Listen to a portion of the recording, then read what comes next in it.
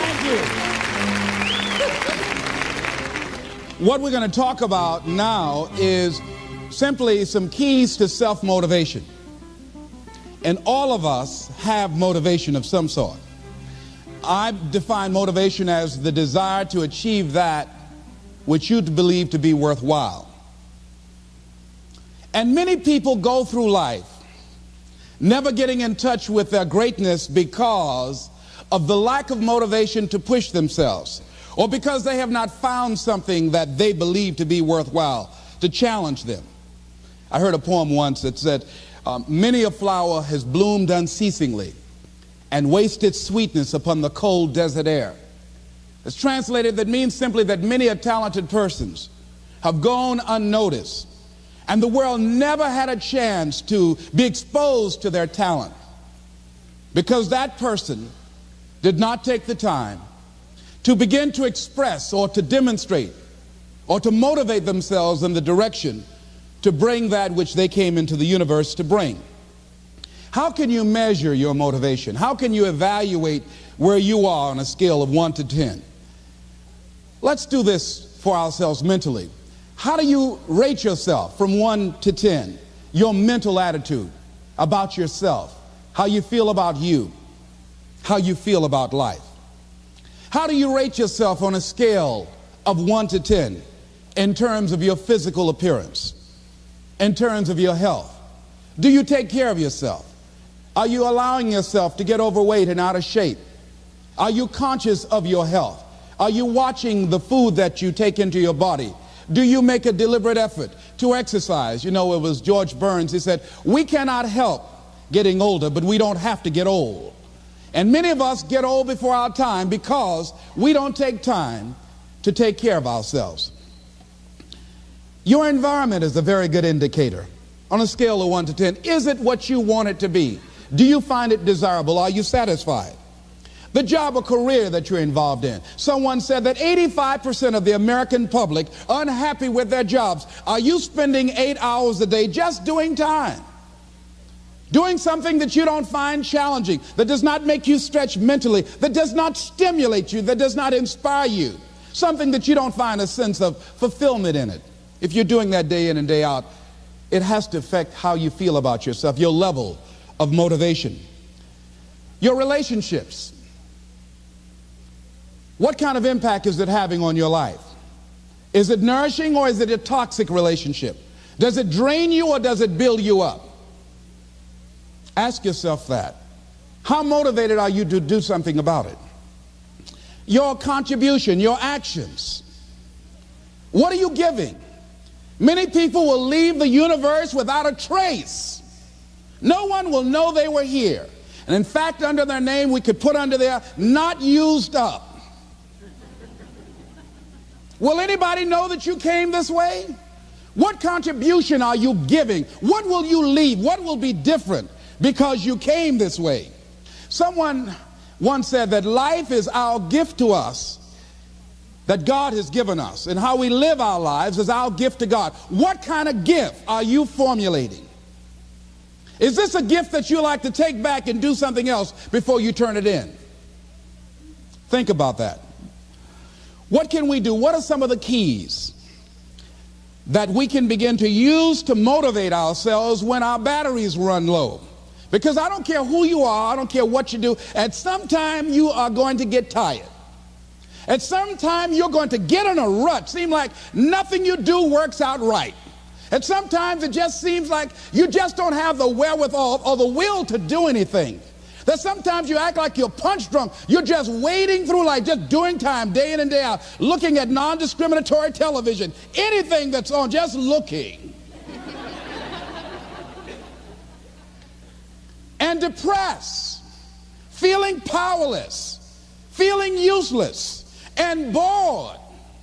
What do you do? How do you get yourself out of a rut? How do you, when you know you can do more than what you've been doing and you're not doing it and you're discontent with where you are, you get angry at yourself.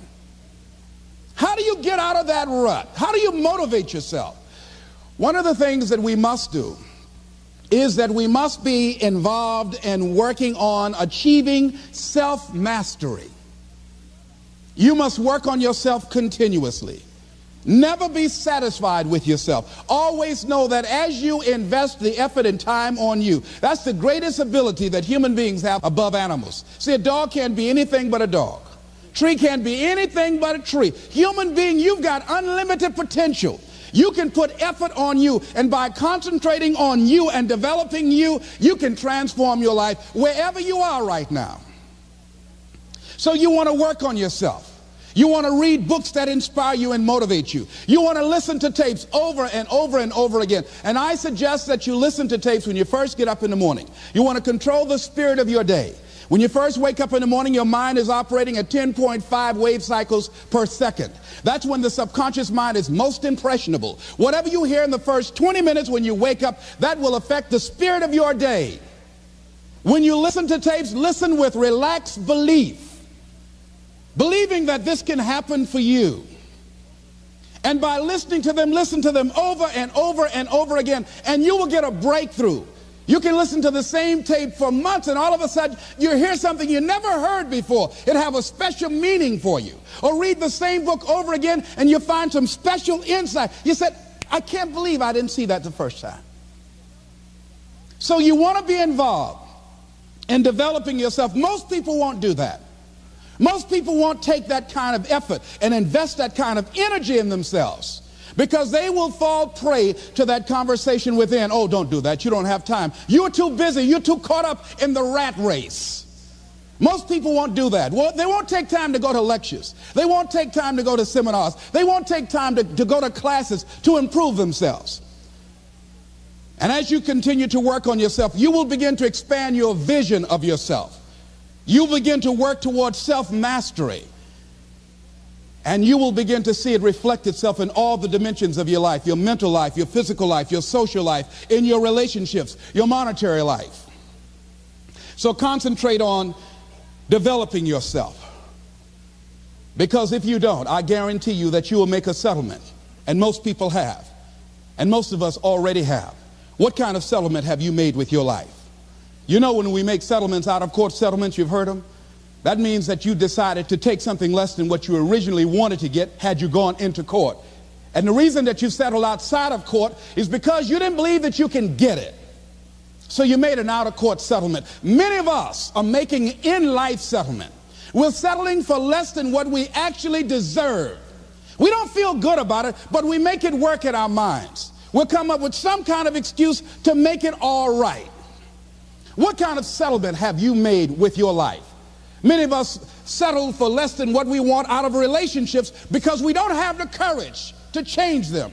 I had a seminar I used to do called Are You Living Together or Dying Together? Many people are just dying together. Gladys Knight used to have a song that says, neither one of us want to be the first to say goodbye.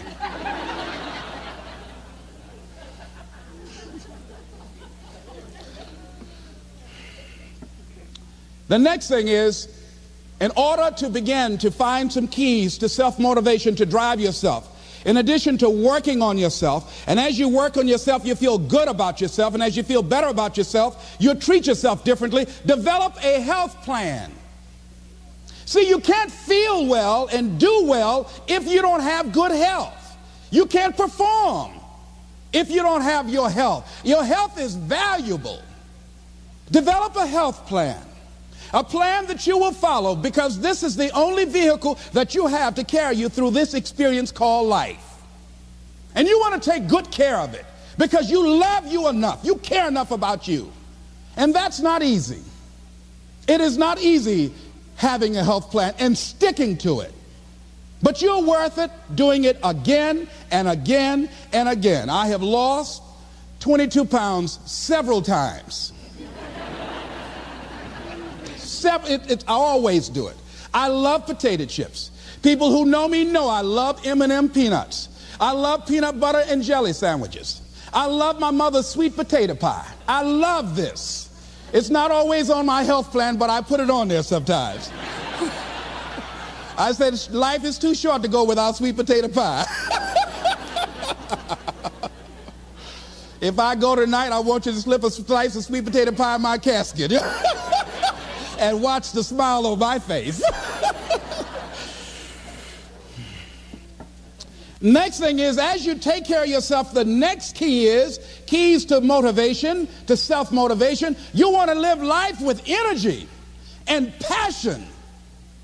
You want to make a conscious effort to be lively. See, in life, you either saying hello or goodbye. You either on the way or in the way. Leave dead people alone. Some folks just walking around looking sad. How you doing, honey? Stay away from these people. Just go away from them. It affects you.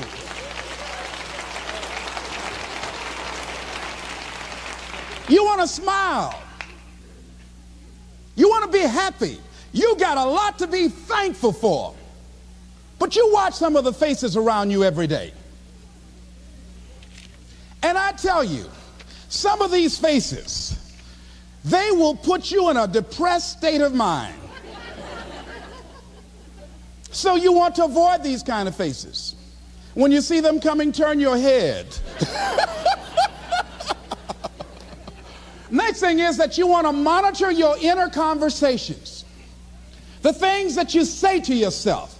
You want to watch them, and in watching them, you want to take charge. A friend of mine told me this evening, and she did it excellently. She said, I didn't want to come tonight. I was feeling so depressed. And I said, I'm going anyhow. See, that was the conversation. Oh, you really don't feel like it. You really don't need to do it. You don't really need to read anything. Forget all that. That's that inner conversation. Oh, you don't need to worry about trying to go into your own business. Forget that. You can't do that. What if you lose everything you've got? That inner conversation that stops you from doing the things you want to do less, don't do that. How can you possibly think about being a motivational speaker? You don't have the contacts, you don't have the money, you don't know the right people. You're going to get up there and your mind's going to go blank. Forget all that. You remember that time you got up before some people and you panicked? You stood up and your mind sat down? Don't you remember? And I said, yes. And then I said, shut up. So you've got to learn to stand up to yourself inside yourself. And short circuit, override that conversation that's always going on. 85% of what that conversation will tell you is negative. It's negative. It will tell you you're tired when you really are not tired. It will tell you you can't do it. It will fill you with fear. So you've got to watch that conversation. And when you find it going on, you've got to stand up to it and say, I'm going to do this anyhow. I'm afraid, but I'm afraid not to do it. And I'm not going to let you stop me. The biggest challenge that you will have in life is you. There's an old African proverb that says this: there's no enemy within. The enemy outside can do us no harm. The next thing that is a key to self-motivation is that you've got to ask yourself, what do I want out of life? What do you want out of life? What do you want out of a job? What do you want out of a career? What do you want out of a relationship? What do you want? What gives you your life? How will you know when you got it? What will make you happy? You need to know. You need to start asking yourself some questions. What do I really, really, truly want? You need to be exact about that. Don't be vague. Oh, I just want to be happy. That's too vague. What will make you happy? How will you know when you got it? Zero in on it. Be exact. Be specific. And as you do that, that will stimulate that superconscious mind, or the reticular activating system of your mind, that will begin to find those things, to identify with it. And once you begin to determine that which you want, take the time to write it down. Don't just think about it. Write it down. That is a subjective process that engages the subconscious mind. Write it down. Once you write it down, read it 3 times a day: morning, noon, and night. Why is that important? Because what it will do, it will cause you to focus. It will cause you to concentrate. When that other conversation is going on telling you what you cannot do, telling you all of the impossibilities and all of the obstacles, your concentrating will begin to create a larger vision within yourself, and you'll start looking for and seeing some new opportunities. You start creating some openings for yourself. As you begin to read that every day, day in and day out, that will make you focus.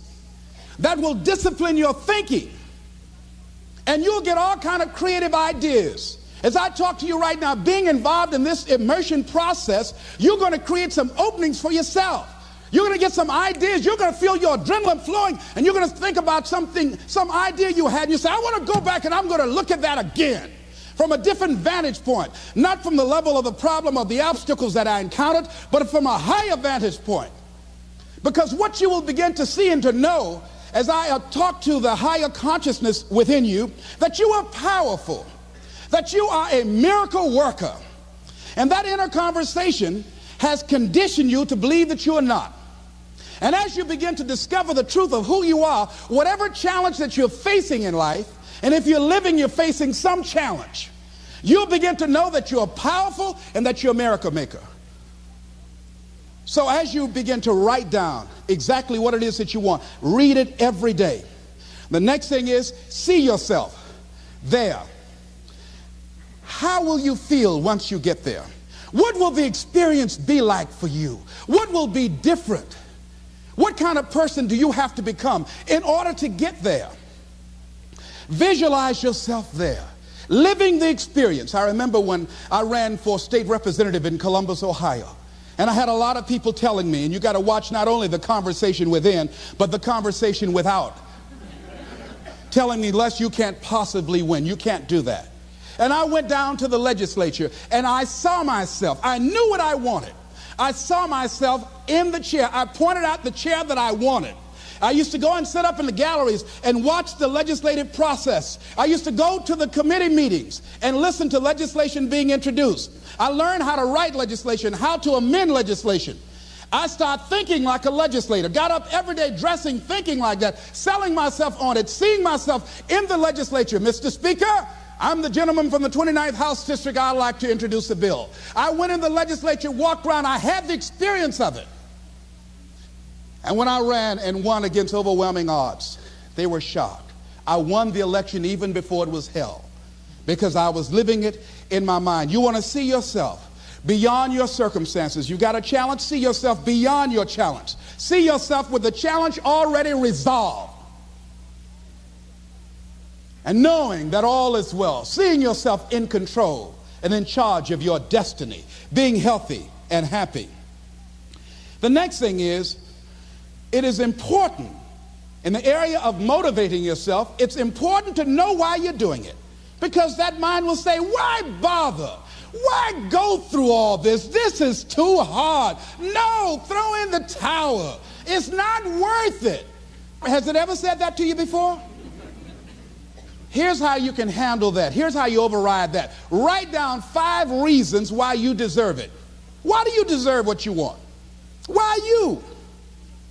Why do you deserve it? What meaning and value will it bring to your life? What's so different about you that you deserve your goal or this goal? And when you write down those 5 reasons, when you have some down moments, and you're going to have them, when that conversation starts talking to you, and it's going to talk to you, what you will do is you can pull that out and read it, and it will build you up. It will be your rod and your staff to comfort you through some challenging moments, because you're going to have some. Life will knock you between the eyes. It will catch you on the blind side, come out of nowhere, stuff you can't anticipate that will knock the wind out of you. You want to give up. That's why it's important for you to work on yourself, listening to tapes, building yourself up, talking to yourself with power, feeling, and conviction, building yourself up day in and day out, because it's coming. I guarantee you. Life is just waiting. Oh, he's doing good now, huh? Very good. I remember I had an experience. I was pursuing my dream. And that's why you have to work on yourself. You don't know what's going to happen. And I was telling people, I had this big rally I had to do. It was 5,000 people there. And I said, you must work on yourself. If you want a larger vision, you've got to empower yourself continuously, because life will catch you on the blind side. And after I finished my speech, I got a rousing standing ovation. And I went and called the young lady that I was dating at the time. I said, hey, guess what? I said, they love me. I got a standing ovation. And they were chanting, we want the motivator. We want the motivator. I said, listen, we want the motivator. Do you hear? She said, yes. Les, I need to talk to you.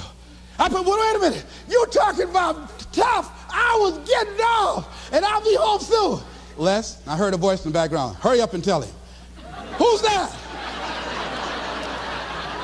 Les, you've been gone a lot, and there's somebody else. What? And they came in. Les, come on, Mr. Motivator. They want you back out there. Wait a minute, hold a minute. What'd you say? I'm sorry, there's someone else. And I heard the voice say, hang the phone up. Clump. I say, wait a minute. I say, hey, Motivator, come on. They want you. Can't you hear them cheering? I say, okay. I say, when you working on a larger vision, I say, you got to really work on yourself, because life will catch you on the blind side.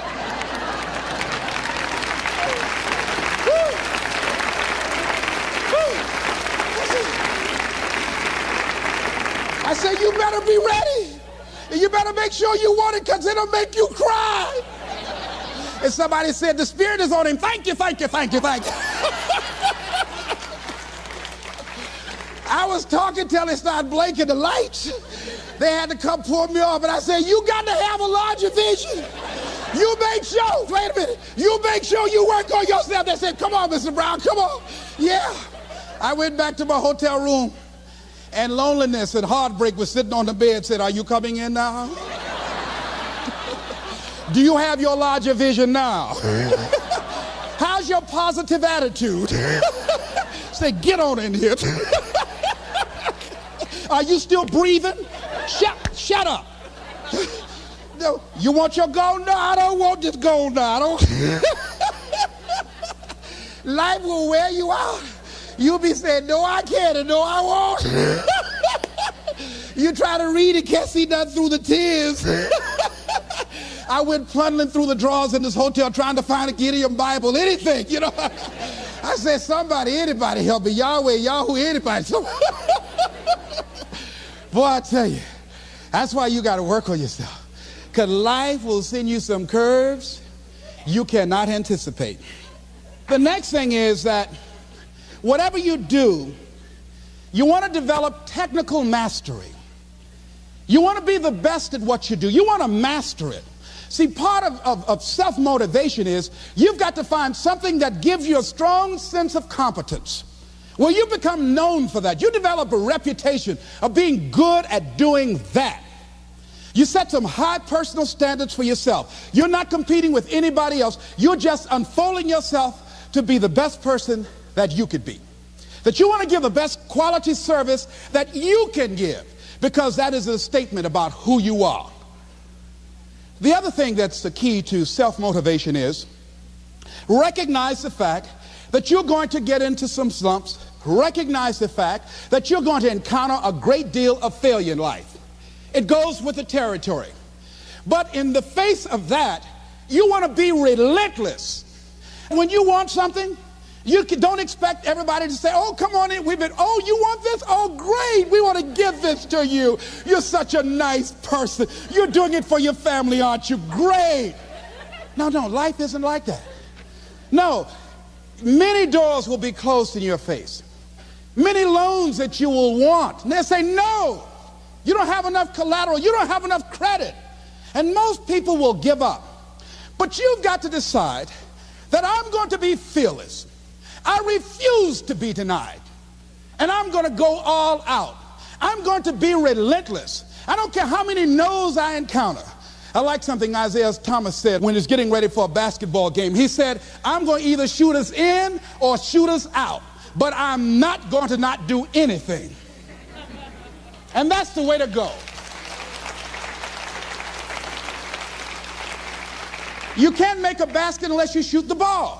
You can't hit a home run unless you take a swing at it. Most people won't even take a swing. Well, I probably won't make it anyhow. That's the conversation within. They probably won't give it to me anyhow. If you want something, you've got to be relentless. You've got to decide, I deserve this, and I'm going to have it. And you go all out to get it. That drives you. The next thing is that when you want something out of life, you've got to be willing to go into action. Don't wait around for things to be just right. Don't wait for things to be perfect. Don't wait for the ideal situation. It will never be ideal.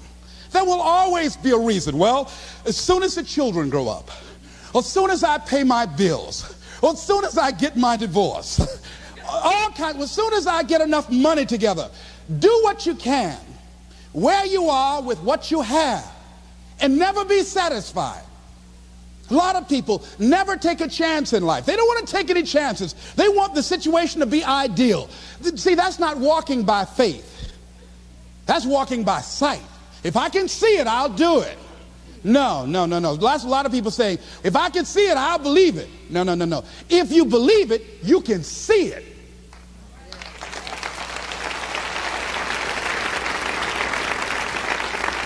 And don't be disturbed because no one else can see it. That's not unusual. That is ordinary. But because you want some different kind of results in your life, you've got to be willing to be unreasonable. If you want unreasonable results in your life, you've got to be willing to be unreasonable. Part of being unreasonable, you don't judge according to appearances. Part of being unreasonable, you can see it because you believe it. That's part of being unreasonable. Part of being unreasonable, you're like Paul who said, you must have the faith to call forth those things that be not as though they were. That's part of being unreasonable. Most people won't do that. Most people say, call me when you get it together. Then I'll support you. The other thing is that one of the keys to self-motivation that empowers you is that you want to find a cause larger than yourself. Find something that you can contribute to. Find something that you can make a difference because you can. Part of what feeds your larger vision, part of what gives you a reason for being, part of what gives you your life is being able to give something back. Say, I can't afford to give anything. You can't afford not to give. Give your time. Give your talent. If it's nothing, just to go over there and lick envelopes. I don't know exactly what I'm going to do, but I'm going over there. It's part of my tithing in the universe. Once you develop that special sense of mission, and that's what you develop when you're part of a larger cause than yourself, it drives you. You don't need an alarm clock to get up in the morning. You have special power. You'll go places and folk will like to be around you. They will know there's something different about you. When you go in, they'll say, hey, that's somebody important. I want to know who you are. I just want to be near you. That energy that you have, that consciousness that you will embody will affect everybody around you. The next thing is that you want to create a home court advantage for yourself. You've got to be aware of who you have around you. So you want to be selective. Have friends that will enable you to grow. I have friends that help me to grow spiritually. These are my spiritual friends. I talk spiritual stuff with them. I have some other friends who are just intellectual friends. They make me grow intellectually. They make me stretch. I have some professional friends. I'm a member of the National Speakers Association. I get together with other speakers and we learn from each other and we grow from each other. I have other friends who are just social friends. All we do is just socialize together. We'll look at a basketball game together or go out dancing, but that's all we can do. We don't talk anything serious, nothing spiritual, nothing intellectual. That's not that kind of relationship. Nothing heavy up in here. Have other friends, we walk together. That's all we can do, walk together. Talk about we're going to lose weight one day by and by for good, all right? That's all we do. Nothing else. So, according to the relationships that you develop, we grow from people and projects. And the relationships that you develop can enhance and can enrich your life, or they can drain you. I know many talented people who had a great deal of potential, but because they didn't surround themselves with other people that will inspire them to transcend themselves, they never realize their greatness, and they will end up going to their grave with all their good stuff still in them. So you want to look at your relationships, the people that you're involved with, the people that you communicate with most often, and you want to ask yourself the question, what am I becoming because of this relationship? Does it inspire me? Am I motivated? Am I encouraged? Am I driven to develop myself? Am I seeking my own greatness? What kind of person am I becoming because of this relationship? Am I becoming more cynical and negative about life? Ask yourself that. The next thing is, you've got to say yes to your life. You've got to say yes. Yes to my dreams. Yes to me. Yes, I can make it. Yes, I can. Doesn't matter how many failures I've made. Doesn't matter how many mistakes I've endured. Doesn't matter about my defeats. Doesn't matter about what I've done. Yes, yes. I don't care about the fact I'm in a hole now. Doesn't matter about where I am. Yes. The last chapter to my life has not been written yet. If you judge me now, you'll judge me prematurely. I haven't exposed all my stuff yet. I'm still in the process of transforming my life. I'm still in the process of becoming. Yes. I had somebody in my life at one time told me, you'll never make it. And I said, I'll show you. And what energized me, what motivated me was something that Frank Sinatra said. He said, the best revenge is massive success.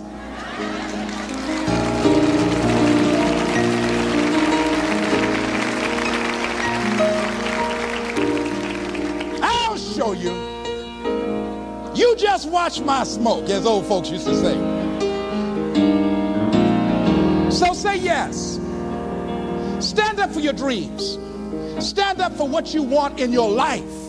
Decide that your life is so meaningful to you, that you love you and you love life so much that you're going to stand up for something you want. I used to have a saying when I was on the radio, stand up for what you believe in, because you can fall for anything. So what I say to you this evening, that you are powerful. You have miracle working power in your life right now. But you've got to work on yourself. You've got to develop yourself. You've got to talk to yourself day in and day out, selling yourself on you and on your potentials. And you've got to know that you are worth all of your effort. And that the key to your motivation, as you get a larger vision of yourself, is to know that you have something to give. Is to know that you have a reason for being in the universe at this point in time. I want you to stand up for your life right now. Anybody want to stand up for your life? Stand up for your dream? Stand up for your dream.